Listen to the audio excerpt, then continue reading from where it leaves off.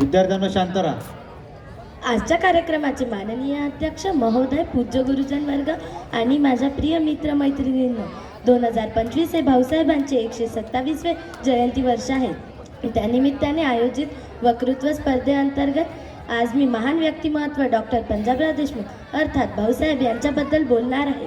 त्यांचे नाव घेतले की डोळ्यासमोर येते ते शिक्षण, शेती आणि शेतकरी। त्यांचा जन्म अमरावती जिल्ह्यातील पापड गावात झाला, पण त्यांचे कार्य संपूर्ण महाराष्ट्रात पसरले। भाऊसाहेबांनी आपले आयुष्य शिक्षणासाठी समर्पित केले। त्यांनी श्री शिवाजी शिक्षण संस्था स्थापन करून हजारो मुलामुलींना शिक्षणाची संधी दिली, विशेषतः ग्रामीण भागात मुलांसाठी। ते म्हणायचे, शिक्षण हेच खरं धन आहे, ते आपल्याला स्वातंत्र्य देऊ शकते। शेतकऱ्यांसाठी त्यांनी शेतकरी संघाची स्थापना केली, त्यांच्या समस्या समजून घेतल्या आणि त्यांना संघटित केले। ते स्वतः शेतकरी कुटुंबातील असल्याने त्यांना शेतीचे महत्त्व माहीत होते। त्यांनी शेती सुधारण्यासाठी अनेक प्रयत्न केले। स्वातंत्र्य मिळाल्यानंतर ते शिक्षण मंत्री झाले आणि त्यांनी शिक्षणात क्रांती घडवून आणली। त्यांचे कार्य केवळ एका जातीसाठी किंवा वर्गासाठी नव्हते, तर संपूर्ण समाजाच्या उन्नतीसाठी होते।